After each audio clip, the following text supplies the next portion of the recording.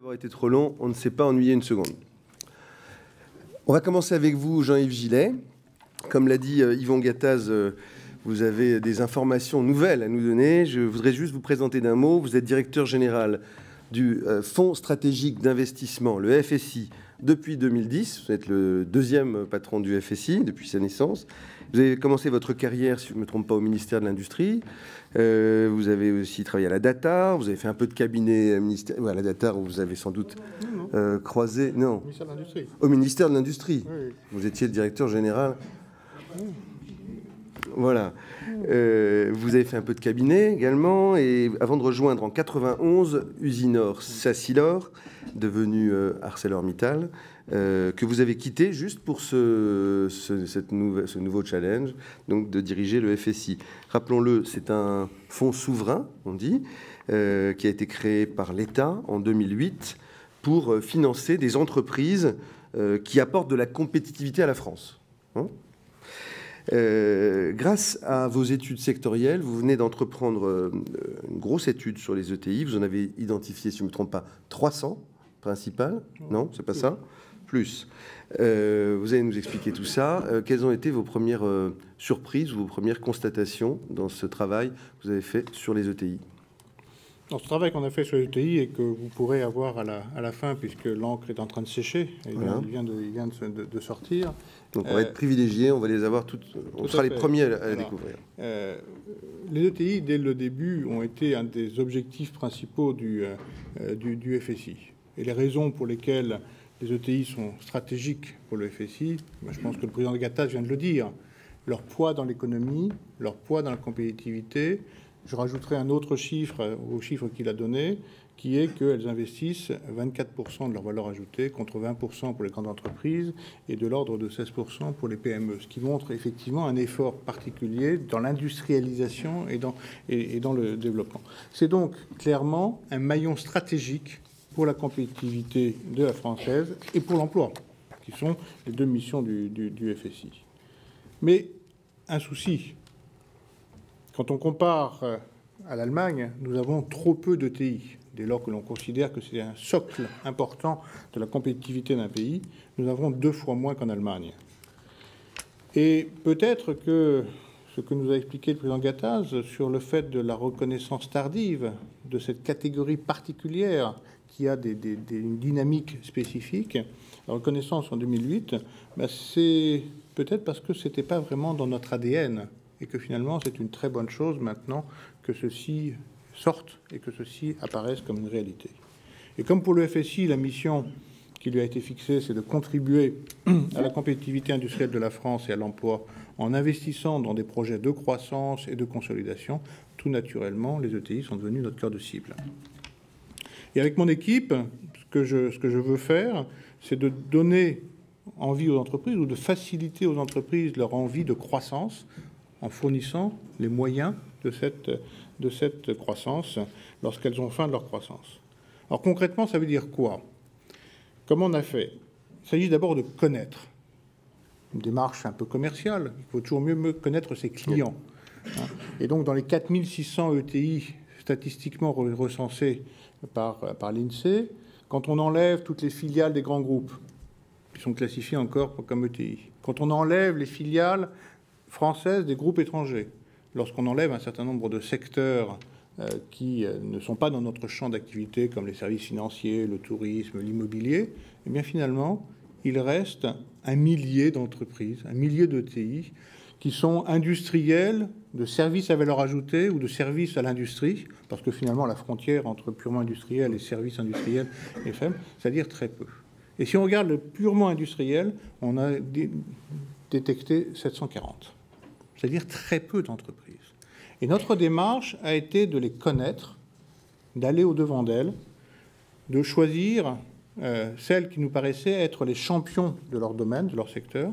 Et pour ça, nous avons travaillé à partir d'études filières. On a regardé dans les principales filières, automobiles, aéronautiques, ferroviaires, nucléaires, énergie, sciences de la vie, santé, quelles sont les principales entreprises, quelles sont celles qui sont les champions de chacun des secteurs. Et c'est comme ça que nous avons détecté 300. Les 300 au potentiel. Au potentiel que nous allons systématiquement rencontrer pour aller les voir. Et j'ose espérer que vous avez eu des contacts avec des gens de chez nous. Sinon, ça sera fait dès ce soir. Mais Jean-Yves Gillet, vous avez fait quasiment du porte-à-porte auprès de ces fleurons de notre industrie. Je pense que notre rôle, c'est d'aller au-devant des entreprises. On n'est pas un guichet où on attend que le préposé ou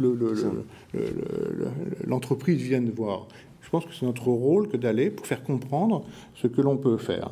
Mais les démarcheurs, ils sont plus ou moins bien reçus dans la vie. Est-ce que vous avez été bien accueillis à bras ouverts ou est-ce que les gens sont jaloux de leur indépendance? D'une façon générale, oui. Alors ça, effectivement, quand on a regardé un petit peu finalement de cette étude-là, on est arrivé à la conclusion qu'il y avait une typologie de TI qui n'est pas forcément complètement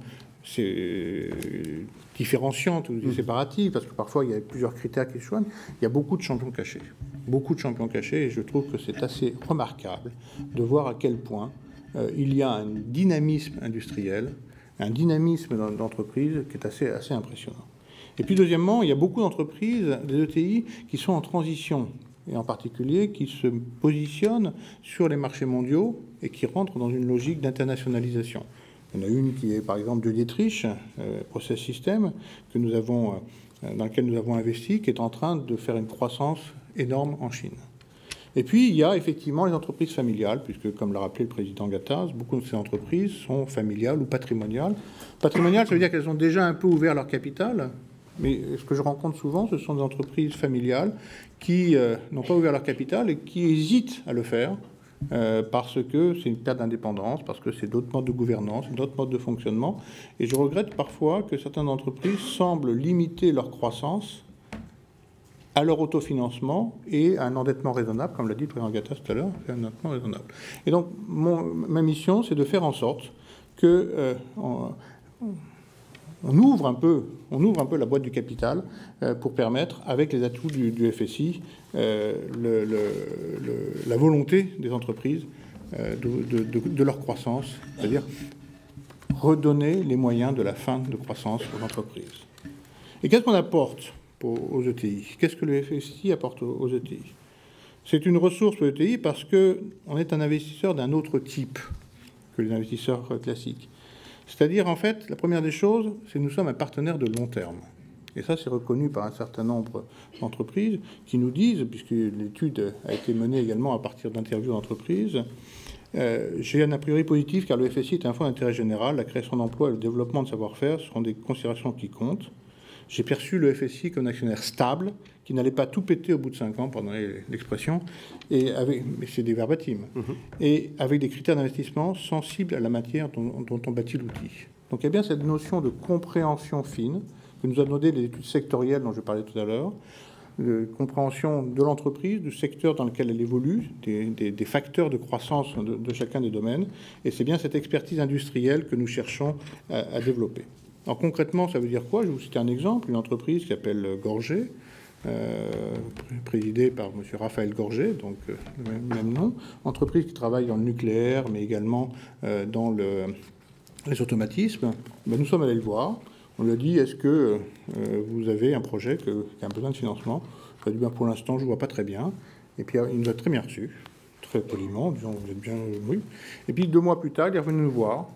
Et 2 mois plus tard, on avait investi chez lui, parce que finalement, l'appétit est venu de cette discussion et de cette volonté, puis également la compréhension de ce que représentait le FSI comme partenaire de long terme, et partenaire également dans l'accompagnement que nous faisons dans l'entreprise. On n'est pas simplement... Juste un mot, Jean-Yves, sur le cas Gorgé que vous citez. Vous êtes seul vous êtes entré seul ou à l'occasion d'entrer au capital du FSI, il y avait d'autres investisseurs? Il y avait d'autres investisseurs aussi, parce qu'effectivement, c'est la règle. Donc il y a aussi, quand vous arrivez, un effet d'entraînement et une espèce de caution morale que vous apportez. Une vision de long terme qu'on apporte, un élément de qualité. Et puis l'accompagnement, pour nous, c'est également de maintenir avec l'entreprise des relations de long terme, des relations de confiance, partenaires de confiance, parce que très souvent, le patron d'une ETI est un peu seul. Et finalement, d'avoir un partenaire stratégique, un actionnaire patient, un actionnaire de long terme qui cherche à comprendre les fondamentaux de l'entreprise, c'est quelque chose qui n'est pas comme les autres. Et c'est quelque chose qui est important. Et finalement, on parlait beaucoup de l'Allemagne, peut-être qu'on en parlera dans le débat aussi. Je reviens d'un voyage en Allemagne pour essayer de comprendre comment se passe le financement au niveau des lenders, parce que c'est là où les choses se passent, et non pas au niveau fédéral. Le financement des entreprises du Mittelstand, c'est pas tout à fait la même chose que les ETI. Mittelstand, c'est plutôt les entreprises familiales. Oui. C'est un concept culturel différent de la taille. Il y a des ETI de quelques dizaines de milliers d'entreprises, d'emplois, comme 1000 par exemple. Mais c'est cette notion de culture locale. Et dans cette comparaison, il y a une chose qui m'a beaucoup surprise et m'a beaucoup intéressé, c'est la notion de proximité et d'écosystème. C'est-à-dire qu'une entreprise est entourée tant sur la formation que sur la recherche, que pour ce qui me concerne très directement le financement, d'un écosystème, et elle a sa house bank, qui est effectivement la banque maison qui donne de la dimension sur le long terme. Et ce que modestement nous essayons de faire dans nos participations, c'est bien ça, c'est d'apporter de la durée dans nos relations. Alors la stratégie que nous avons vis-à-vis des ETI, le FSI, on essaie d'avoir une stratégie pragmatique.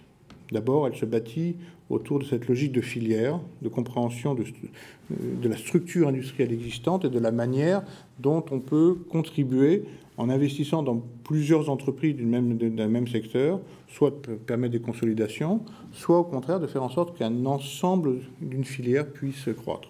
On le fait dans l'automobile, on le fait un peu dans l'aéronautique, on a commencé à le faire dans le ferroviaire, et finalement, l'un dans l'autre, nous avons une sélectivité dans nos investissements sur un certain nombre de secteurs.